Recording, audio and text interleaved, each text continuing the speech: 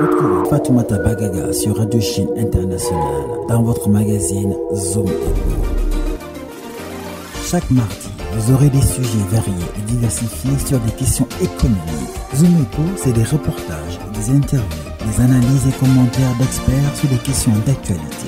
Un magazine à suivre sur la RCI Dakar sur la 102.9. Zoom Eco, le rendez-vous des bonnes affaires.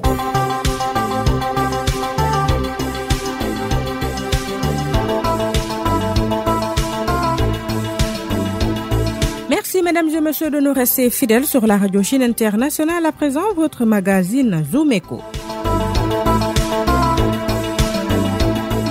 Bonsoir et bienvenue. Zoom cette semaine sur la filière fruits et légumes au Sénégal. On en parle donc cette semaine avec Cheikh Mbacké Mboup. Il est ingénieur agronome et président du conseil d'administration de la coopérative des producteurs de fruits et légumes de Keur Mbir Ndao. À la présentation, Fatoumata Bagaga, je suis en compagnie de Fallou Sow et de Mandoy pour la mise en onde. Vous suivez votre émission Zoom Eco avec Fatoumata Bagaga. Tout d'abord, les nouvelles en Chine. Le secteur des transports de la Chine a affiché une croissance régulière en matière d'investissement en actifs fixes au cours des 7 premiers mois de cette année, d'après les données publiées lundi par le ministère des Transports. Pendant la période janvier-juillet, l'investissement en actifs fixes du secteur s'est élevé à plus de 1600 milliards de yuan sur un an, selon le ministère. La majorité du fonds est allée à la construction des infrastructures de routes et de voies navigables. L'investissement dans la construction de routes a bondi de 9,2% en base annuelle à environ 1520 milliards de yuan. L'investissement dans la construction de voies navigables était de 878 milliards de yuan au cours des 7 premiers mois, soit une hausse de 7% sur un an. Et puis la 6e exposition internationale de la route de la soie s'est ouverte ce dimanche à Jian, la capitale de la province du Shaanxi au nord-ouest de la Chine, avec comme priorité l'approfondissement de la coopération dans le cadre de la ceinture et la route, avec pour thème le renforcement de l'interconnectivité et de l'intégration pour un progrès commun, des avantages partagés et des résultats gagnant-gagnant. L'exposition a attiré des participants de plus de 70 pays et régions, dont la République de Corée, la Thaïlande et Singapour, l'Ouzbékistan et le pays invité d'honneur. L'événement de 5 jours propose également des réunions et des forums sur des sujets tels que la coopération économique et commerciale régionale dans le cadre du partenariat économique régional global, la fabrication intelligente et le développement vert. L'initiative de la ceinture et la route proposée par la Chine en 2013 vise à construire des réseaux commerciaux et d'infrastructures reliant l'Asie à l'Europe et au-delà le long des anciennes routes commerciales de la route de la soie pour un développement. Les 9 dernières années ont permis de constater des progrès substantiels en matière de commerce et d'investissement dans le cadre de l'initiative de 2013 à 2021.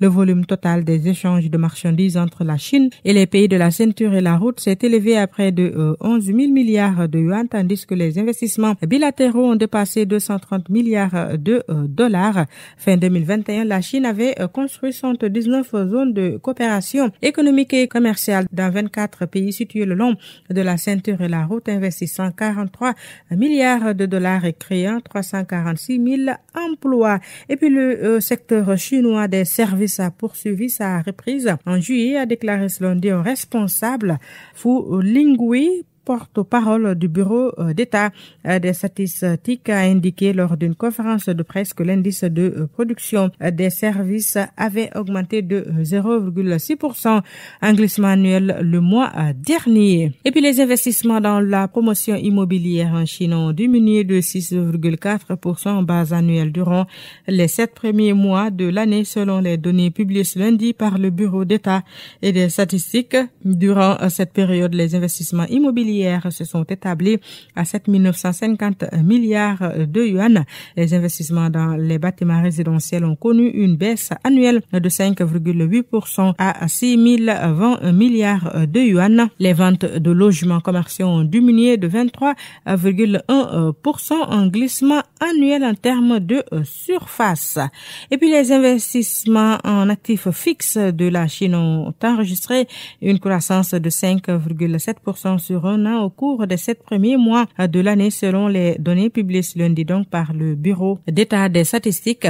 Les investissements en actions fixes de janvier à juillet ont totalisé 31 980 milliards de yuan. La croissance a ralenti par rapport à l'augmentation de 6,1% enregistrée au premier trimestre de l'année. En juillet, les investissements en actifs fixes ont progressé de 0,16% par rapport à janvier. RCI Dakar 102.9 FM Stereo. Sans plus tarder, mesdames et messieurs, place à notre invité. Les activités de transformation des fruits et légumes sont majoritairement investies au Sénégal par les femmes à travers des GIE. Certaines de ces opératrices, par le développement de stratégies commerciales propres, ont par ailleurs montré la voie à suivre pour un meilleur positionnement des produits locaux sur le marché domestique où les importations se sont bien implantées. Les causes de la fragilité, de l'instabilité des entreprises de transformation des fruits et légumes du niveau artisanal au niveau industriel sont à rechercher d'abord dans les difficultés d'approvisionnement en matières premières, produits périssables, fragiles et saisonniers.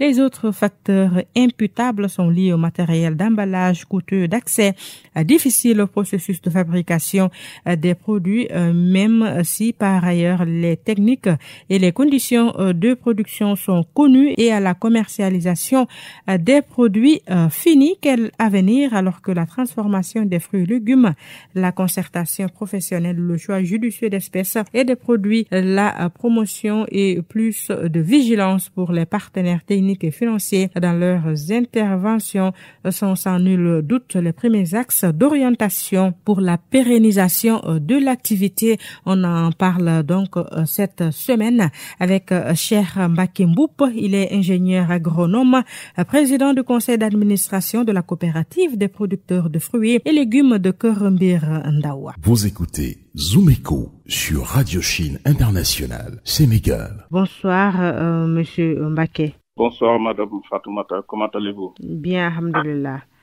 Très bien. Monsieur Mbacké, revenez un peu sur le rôle aujourd'hui et la mission de cette coopérative-là, qui est la coopérative des producteurs de fruits et légumes de Keur Mbir Ndaw. Je vous remercie d'abord de m'avoir invité dans votre émission pour parler un peu de notre société coopérative. La coopérative des producteurs de fruits et légumes de Keur Mbir Ndaw est une organisation paysanne donc qui a été créée en 2007 et dont la fonction principale était un peu de soutenir ses membres de manière individuelle et collective, de sorte un peu à les aider à faire face à un certain nombre de problèmes donc qu'ils rencontraient dans le processus de production et de commercialisation des produits agricoles. C'est une coopérative qui est maintenant depuis un an transformée en société coopérative et donc qui va essayer de renforcer ses capacités sur les aspects de production, commercialisation, etc. Nous sommes une coopérative qui compte à peu près 522 membres et qui évolue aussi dans une quinzaine de villages dans les communes de Noto-Gouye-Diama et de Morolan de la région de Thiès. Qu'est-ce qui a motivé donc la création surtout de cette coopérative? Qu'est-ce qui vous a influencé dans un premier temps? Alors, à l'époque, dans les années 2007, lorsque nous créions la coopérative, nous faisions face à un certain nombre de problèmes. D'abord, dans le processus de production, nous avions constaté que nos membres avaient beaucoup de difficultés à avoir accès à un certain nombre de facteurs de production. Quand je parle de facteurs de production, je parle de l'accès à des engrais de qualité, à des produits, disons, phytosanitaires de qualité, l'accès à un crédit agricole qui est adapté un peu au processus de production agricole de nos membres. Et puis, nous avions aussi beaucoup de problèmes de commercialisation parce que nous travaillons principalement sur les fruits et légumes. Et comme vous le savez, ce sont des produits qui sont très périssables. Alors, nous n'avions pas beaucoup de capacité de stockage, surtout le stockage en froid, ce qui fait que nous connaissions des niveaux de perte qui allaient jusqu'à 50% quelquefois de notre production. Donc, voilà, sans compter maintenant les difficultés de commercialisation, parce que vous devez le savoir certainement, dans la commercialisation des produits agricoles, en fait, il y a beaucoup d'intermédiaires qui interviennent entre l'agriculteur et le consommateur final. Et donc, finalement, la valeur ajoutée est captée par la totalité, en grande partie, par ces intermédiaires-là. Donc, l'agriculteur, après avoir fourni énormément d'efforts pendant des mois, se retrouve avec la portion congrue de la valeur ajoutée créée par la commercialisation de sa production. Donc, à un certain moment, nous nous sommes dit que ces questions-là, elles sont tellement profondes qu'il n'est pas possible de les régler individuellement.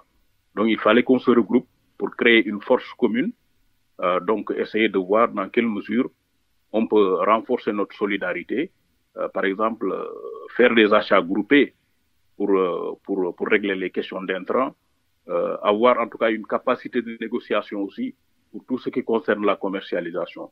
Voilà donc un peu les principales motivations qui nous avaient incité à l'époque à créer cette coopérative-là. Le secteur aujourd'hui occupe quand même une place très importante au niveau de l'économie sénégalaise. Oui, le secteur horticole, je pense qu'en fait, nous le savons tous, hein, il occupe une très grande place dans l'économie du Sénégal. Parce que aujourd'hui, le Sénégal, en termes d'export, par exemple, sur les produits horticoles, on est passé presque de 7 000, 8 000 tonnes dans les années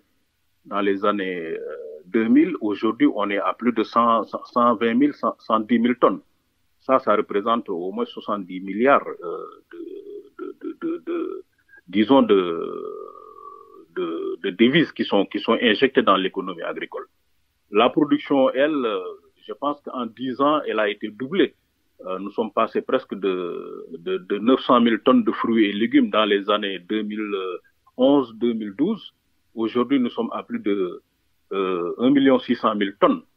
Et vous savez que voilà, ces produits horticoles-là constituent des produits d'export qui sont très demandés dans les marchés européens, dans les marchés américains, etc. Aujourd'hui, si nous prenons l'exemple de la mangue, vous achetez la mangue au prix de 150 francs, 200 francs auprès du petit producteur dans les zones de production, mais cette même mangue qui se retrouve en Europe est vendue entre 1,5 et 2 euros. Vous vous rendez compte un peu de la différence. Donc, c'est vraiment un secteur qui a un gros potentiel en termes de contribution à l'économie du pays, parce que, disons que les zones de production sont importantes. Les produits qui sont générés par cette activité de l'horticulture, ce sont des produits qui sont très demandés, aussi bien au niveau national qu'à l'international. Mais en face, nous avons beaucoup de difficultés véritablement en tant que petits producteurs à améliorer cette production-là et à capter une bonne partie de la valeur ajoutée, en tout cas qui est générée par ce secteur-là. Le secteur également rencontre quand même d'énormes difficultés qui freinent son développement aussi. Oui, nous avons énormément de difficultés. J'en ai parlé tout à l'heure. Aujourd'hui, notre plus grande difficulté, c'est véritablement la commercialisation de nos produits, surtout l'accès des producteurs aux marchés agricoles. Je vais vous donner un exemple. Nous, au sein de notre coopérative, nous avons un potentiel de production de 8 000 tonnes de mangue. Je prends juste l'exemple de la mangue, sans parler des autres légumes tels que l'oignon, etc. Même si nous prenons l'exemple de la mangue, nous avons un potentiel de production de 8 000 tonnes, sur lesquelles, disons que 1200 à 1300 tonnes sont exportables. Mais aujourd'hui, au moment où je vous parle, nous sommes en train de faire face des pertes très importantes de production parce que nous avons ce que nous appelons la mouche des fruits qui est en train de piquer les mangues qui sont arrivées à maturité. Et une fois que la mangue est piquée, elle ne peut plus être exportée parce que, voilà, et à l'intérieur, cette mouche-là, il laisse des vers qui détruisent le fruit. Et dès lors que véritablement ce fruit-là entre en Europe, le conteneur dans lequel il est immédiatement rejeté. Donc, nous avons des difficultés pour faire face, par exemple, à la lutte contre, disons, aux dégâts qui sont causés par cette mouche des fruits-là. Nous avons des problèmes de perte de production très importantes. Je viens de vous le dire, nous perdons environ 30 à 40% de notre production parce que nous n'avons pas les infrastructures de froid qu'il faut pour conserver les fruits et légumes que nous produisons. Donc ça aussi, c'est une très grosse difficulté. L'autre grosse difficulté que nous avons, je l'ai dit aussi avant cela, nous avons des difficultés d'accès à des intrants de qualité. Aujourd'hui, tout le monde sait avec le conflit qu'il y a entre l'Ukraine et la Russie, le prix des engrais a triplé sur le marché national et même sur le marché international. Pour vous donner tout juste un exemple, le sac d'engrais duré que nous achetions à 10 000, 12 000 francs, aujourd'hui, dans certains commerces, il est vendu à 50 000 francs. Vous voyez? Donc, les prix des engrais ont triplé, voire quadruplé. Voilà. Et justement, les agriculteurs n'ont pas véritablement les capacités financières pour pouvoir faire face à cette situation-là. Maintenant, sans compter les problèmes d'accès à l'eau, parce qu'aujourd'hui, par exemple, si nous prenons la mangue, nous faisons des rendements de 5 tonnes à l'hectare, alors que cette mangue-là a un potentiel qui peut aller jusqu'à 60 tonnes à l'hectare. Voilà, si elle est irriguée, si en tout cas, toutes les bonnes pratiques agricoles sont conduites dans le verger. Mais aujourd'hui, nous ne pouvons pas le faire parce que nous n'avons pas accès à des forages pour pouvoir irriguer nos manguiers. Et nous nous retrouvons avec des rendements de 5 tonnes à l'hectare. Donc, à la place de peut-être au niveau paysan, on aurait pu, là où on fait 5 tonnes, faire 15, 20 tonnes à l'hectare. Donc, quadrupler la production.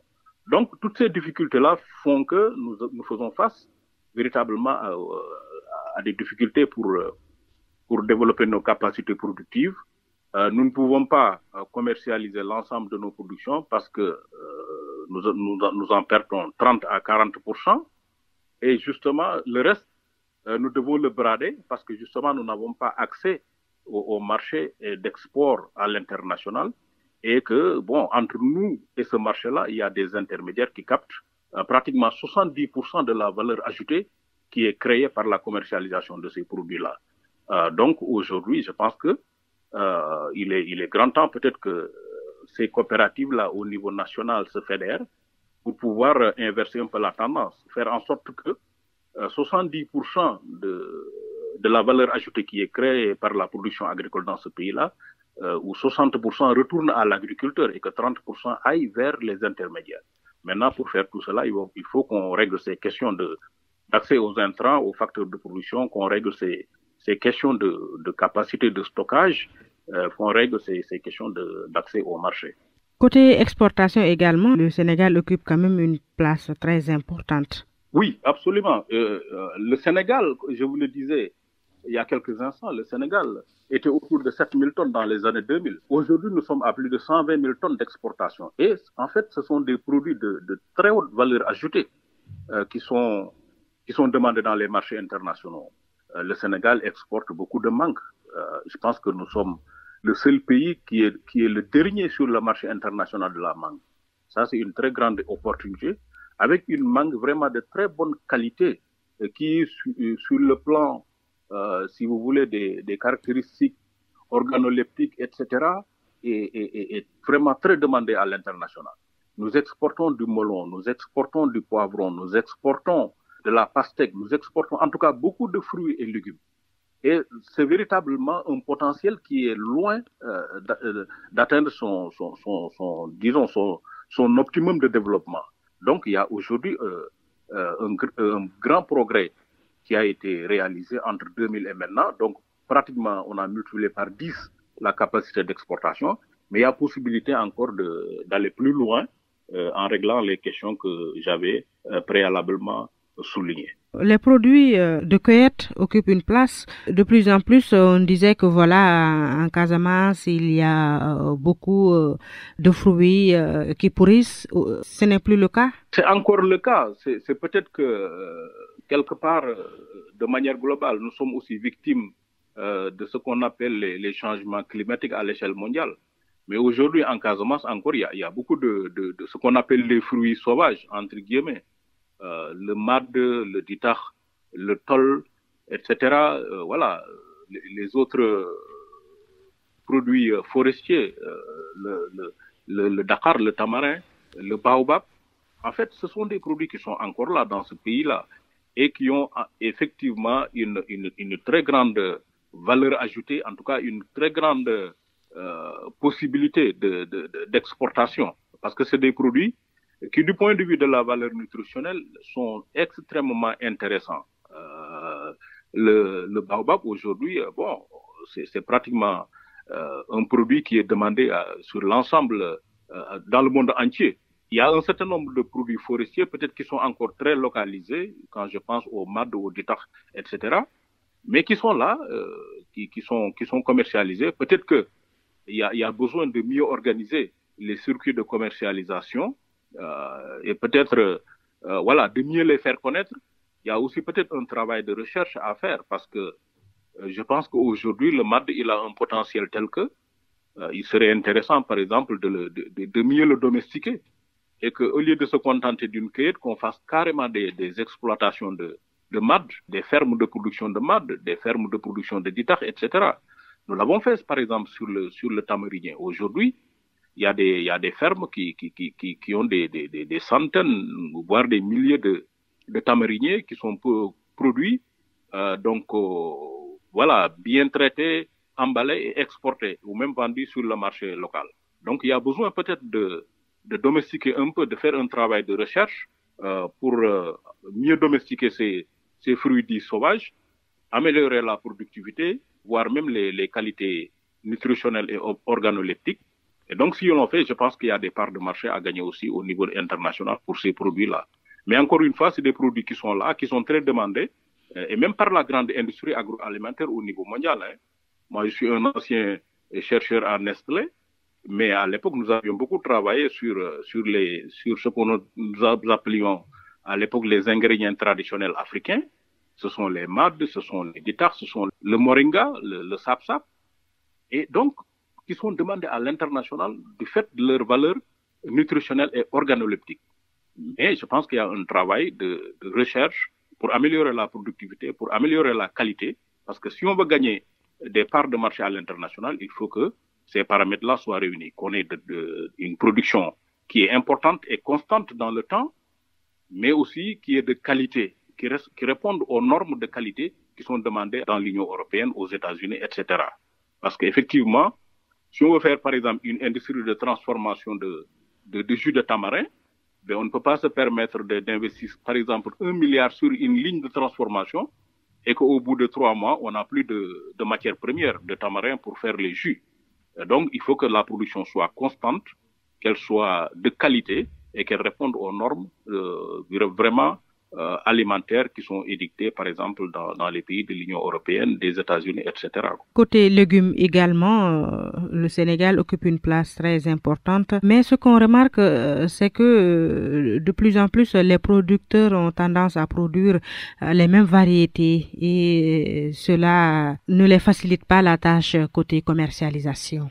Oui, bon, vous savez, les producteurs, quelque part, ils sont obligés aussi de répondre à la demande du marché. Peut-être que maintenant, il y a un problème de planification au niveau de la production. Parce que si tout le monde fait de la carotte et au même moment, si tout le monde fait de l'oignon et au même moment, voilà, c'est tout à fait normal que les prix chutent parce que c'est la loi du marché. Quand il y a surproduction, évidemment, les prix sont obligés de chuter et par conséquent, les commerçants sont obligés de s'adapter, les agriculteurs aussi. Donc, il y a peut-être, comme vous le dites, un besoin de diversification. Mais cette diversification, elle doit suivre un peu la demande du marché. Parce qu'on ne peut pas aussi produire un légume ou bien un fruit qui n'est pas très bien demandé dans le marché. Si vous voyez aujourd'hui que beaucoup d'agriculteurs, malgré les années qu'on rencontre chaque année, produisent beaucoup d'oignons, parce que le Sénégal est un grand pays consommateur d'oignons. Si les gens font de la pomme de terre, c'est la même chose. Voilà, si les gens font du chou, etc. Donc, les gens, je pense que les agriculteurs essaient de s'adapter à la demande du marché en produisant ce que demande le marché. Maintenant, il y a peut-être un problème de planification à faire et surtout régler les questions de post-production. Donc, comme je l'ai dit tout à l'heure, les questions de stockage. Parce que si on réglait ces questions de stockage-là, l'agriculteur qui produit son oignon, qui peut le stocker sur 6 mois, 7 mois, peut-être avec le minimum de dégâts, je pense qu'à partir de ce moment, on pourrait réguler à la fois et la consommation et les prix. Ça, ce sont peut-être des stratégies qu'il faut essayer de développer. Maintenant, l'autre aspect, c'est que aussi, voilà, nous sommes dans un espace économique de plus en plus ouvert avec la ZLECA qui va bientôt, disons, se mettre en place. Mais avant cela même, nous subissons aussi la compétition d'autres pays. Tout le monde sait aujourd'hui que le Maroc est un grand pays exportateur de fruits et légumes au Sénégal. Tout à l'heure, là, avant de commencer l'émission, j'étais en train de faire le point un peu dans un groupe de travail. Et nous nous sommes rendus compte que pendant qu'il y a énormément de choux aujourd'hui dans les exploitations agricoles familiales au Sénégal, le Maroc est déjà en train d'introduire sa récolte de choux dans le pays. Donc, il y a ces questions-là, il faut aussi les régler. Il faut réguler l'entrée des produits, disons, étrangers qui viennent concurrencer ceux du Sénégal. Comme on l'a fait sur l'oignon, en régulant un peu le marché, en arrêtant l'importation pendant une certaine période, je pense qu'on doit le systématiser sur l'ensemble des produits. Disons, privilégier d'abord la commercialisation des produits qui sont cultivés dans le pays. Et une fois que cette question est réglée, maintenant, le gap, le temps que peut-être la production nationale puisse le combler, on peut le faire venir à partir des importations, quoi. Pour le cas, par exemple, de l'oignon, aujourd'hui, au bout de quelques mois, on remarque que voilà, il y a l'autre qualité d'oignon qui entre dans le pays. Ça veut dire que les producteurs ne sont pas jusqu'ici prêts à 100% pour approvisionner le marché les 12 mois. C'est vrai qu'en fait, nous avons effectivement beaucoup d'efforts à faire, nous, en tant qu'agriculteurs, disons en travaillant sur la qualité. Parce que c'est vrai que si on veut compétir avec l'international, il faut même qu'on soit au minimum dans les mêmes standards qualité que les produits qui viennent de l'étranger. Ça, c'est effectivement, nous le concédons, nous avons encore besoin de renforcer les capacités techniques de nos membres pour qu'aujourd'hui, par exemple, une oignon qui est produite au Sénégal soit de la même qualité qu'une oignon qui vient de la Hollande. Ça, c'est un fait. Mais, madame, je pense que le problème n'est pas fondamentalement lié à ça. Le problème, c'est qu'aujourd'hui, il y a un transfert de qualité quand même qui est fait par les agriculteurs sénégalais. La question, c'est de dire, est-ce que en fait, on a mis en place suffisamment les infrastructures qu'il faut pour le stockage et la régulation de la consommation au niveau du pays?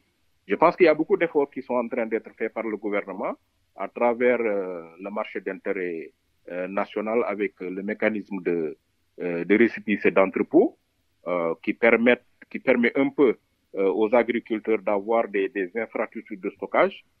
Ça, c'est valable peut-être pour des produits tels que l'oignon, la pomme de terre, etc. Mais si nous prenons aujourd'hui les produits très périssables comme le chou, voilà, la mangue, la carotte, etc., ça, c'est des infrastructures de stockage par le froid qui peuvent régler ces problèmes-là. Mais on n'en a pas dans ce pays-là. Nous, cette année-ci, on a essayé de travailler avec les mécanismes de récépissé d'entrepôt pour pouvoir voir dans quelle mesure on peut stocker nos mangues, peut-être pour éviter justement que les attaques des mouches détruisent la grande partie de la production. Mais nous nous sommes rendus compte qu'il n'y avait pas suffisamment d'infrastructures de froid qui pouvaient permettre ce stockage-là. Donc, il y a ce travail-là à faire aussi.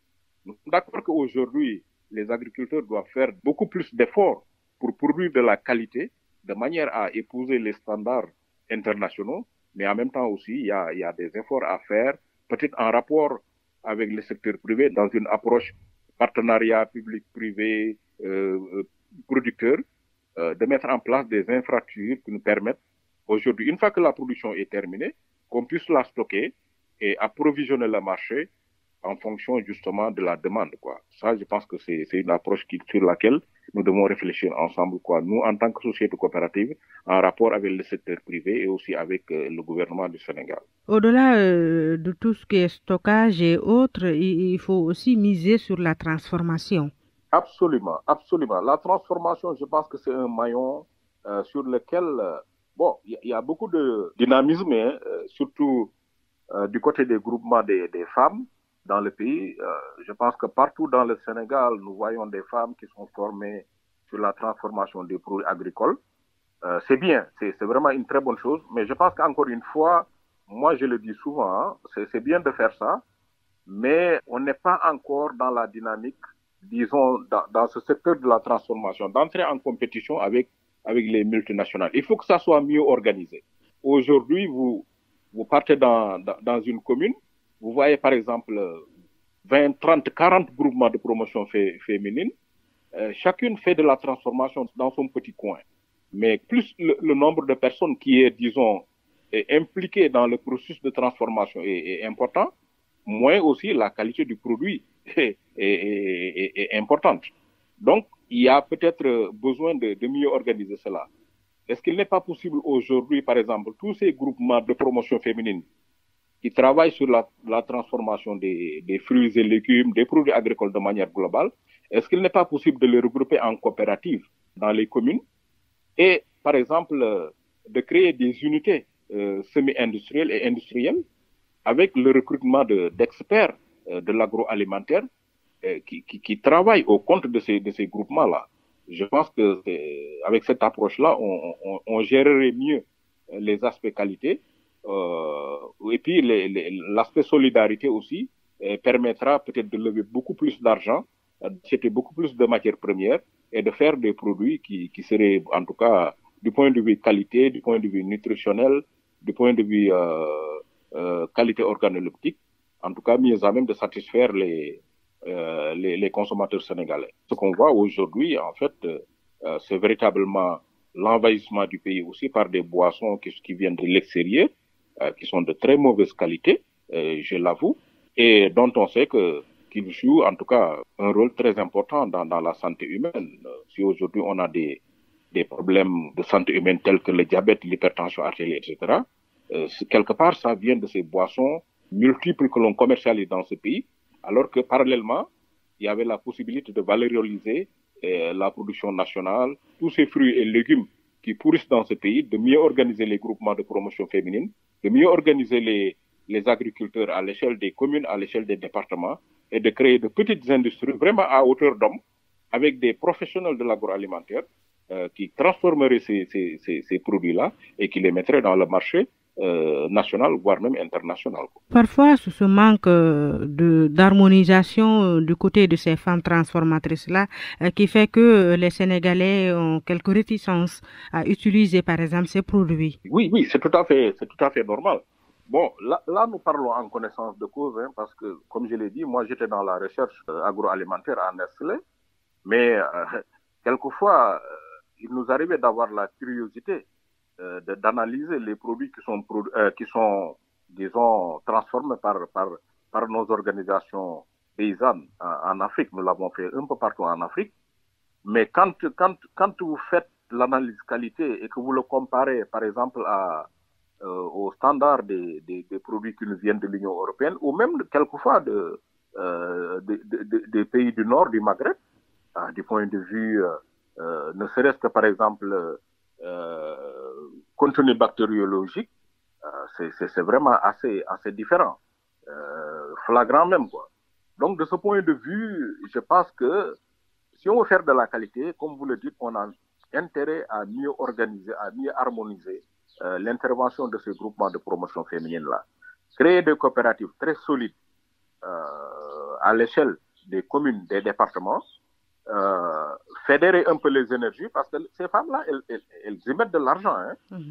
Vous voyez des femmes qui mobilisent des millions pour faire de la transformation. Mais si vous le faites à l'échelle d'un département, sans groupement de promotion féminine, de peut-être 50 membres chaque groupement, si chaque femme donne 10 000 francs pendant un an, mais elles ont la possibilité de financer pour une petite industrie de transformation de produits agricoles. Avec voilà, des professionnels de l'agroalimentaire qui animeraient le processus de production, de conditionnement, etc. Et à partir de ce moment, on réglerait en même temps les questions de qualité. Mais si vous prenez un groupement de promotion féminine qui fait du couscous, par exemple, vous avez 50 femmes autour, par exemple, d'une tonne de mil. Chacun veut faire du haraou. Et vous pouvez imaginer un peu le niveau de contamination qu'il y a dans ces produits-là. Donc, moins il y a de l'intervention humaine dans le processus, plus la qualité va être beaucoup plus importante, quoi, beaucoup plus intéressante, quoi, pour la consommation. Et ça ne pardonne pas. Si vous mettez en marché des produits alimentaires qui ne répondent pas aux normes de consommation, mais écoutez, le ministère du Commerce du Sénégal sera la première institution à rejeter cela. Voilà. C'est pourquoi ces femmes-là qui s'investissent dans ce qui est là, elles ont du mal à avoir les autorisations de fabrication de produits alimentaires. Parce que justement, quand vous délivrez les échantillons dans les laboratoires du ministère du Commerce, on se rend compte que du point de vue contamination bactérienne, etc., c'est largement au-dessus des normes requises pour l'alimentation humaine. Parce qu'elles vous disent le plus souvent qu'elles ont du mal à obtenir l'autorisation FRA, par exemple. Oui, mais l'autorisation, elle est normée. Il faut donner des échantillons de chaque produit que vous faites. Et ces échantillons, ils sont analysés. Et en fait, on les analyse pour voir est-ce que, du point de vue, disons, des différentes contaminations, est-ce que l'individu qui le consomme ne risque pas, à court ou moyen terme, d'attraper une maladie si les contaminations sont élevées? Je vais vous donner un exemple. Nous, on a beaucoup travaillé, par exemple, sur le maïs. Aujourd'hui, il y a beaucoup de femmes qui font de la transformation de céréales locales, y compris le maïs. Si nous prenons, par exemple, la contamination par l'aflatoxine, dans les grandes industries agroalimentaires, vous ne pouvez pas dépasser 4 parties par million, par gramme. Je vous dis, 4 parties par million d'aflatoxine par gramme de maïs. Mais nous, quand on a fait les analyses avec les produits locaux, il nous arrive de trouver 300 parties par million. Mais vous voyez le niveau de contamination. C'est beaucoup. Vous passez de 4 à 300 parties par million. Ce produit-là, vous le mettez sur le marché, les gens le rejettent. Le ministère du Commerce, vous leur donnez ce produit dans le laboratoire, ils vont dire, écoutez, tout le monde sait que l'aflatoxine disons, peut engendrer un cancer chez l'individu, chez l'homme. Donc, si vous passez de 4 à 300 parties par million, vous êtes véritablement en train de mettre sur le marché un produit qui est à la limite dangereux pour la consommation humaine. Donc, c'est ces questions-là qu'il faut qu'on règle. Alors, Monsieur Mboup, c'est la fin donc de cette émission. Votre dernier mot? Voilà, mon dernier mot, c'est véritablement encore une fois, de souligner l'importance des coopératives dans le développement agricole et rural d'un pays. Je pense que nous avons parlé beaucoup des questions d'accès aux facteurs de production. Nous avons parlé des questions d'accès au marché, la commercialisation des produits agricoles. Nous avons parlé des questions si vous voulez, d'accès au stockage, aux infrastructures de stockage, en particulier du froid. Nous avons parlé des questions de transformation de produits alimentaires qui soient conformes aux normes de consommation humaine. Je pense que si on veut véritablement régler toutes ces questions-là, il faut que les gens travaillent davantage en réseau, en créant beaucoup plus de coopératives au Sénégal, en les fédérant au niveau national, aussi bien dans le secteur de la production que de la transformation. Et je pense que c'est en cela qu'on va augmenter les capacités de production, la production au niveau du pays, qu'on va améliorer la qualité, qu'on va faire de la transformation locale, ce qui permettrait de réduire les pertes post-production que nous connaissons. Et aujourd'hui, ça nous permettra aussi d'être compétitifs au niveau national et véritablement d'améliorer, en tout cas, l'image et la qualité du secteur horticole au Sénégal, qui est très, très bien apprécié à l'international. Merci, Madame Bagaga, de nous avoir invités. En tout cas, nous, de Coprofel, nous sommes ouverts à collaborer avec toutes les organisations paysannes, en particulier coopératives au Sénégal, pour travailler ensemble sur ces questions-là. Merci beaucoup. Je rappelle, mesdames et messieurs, que notre invité cette semaine était Cheikh Mbacké Mboup. Il est ingénieur agronome, président également du conseil d'administration de la coopérative des producteurs de fruits et légumes de Keur Mbir Ndao. Merci, monsieur Mboup, d'avoir accepté notre invitation. Merci, c'est moi. Voilà, mesdames et messieurs, c'est la fin de votre magazine Zoom Eco présenté par Fatouma.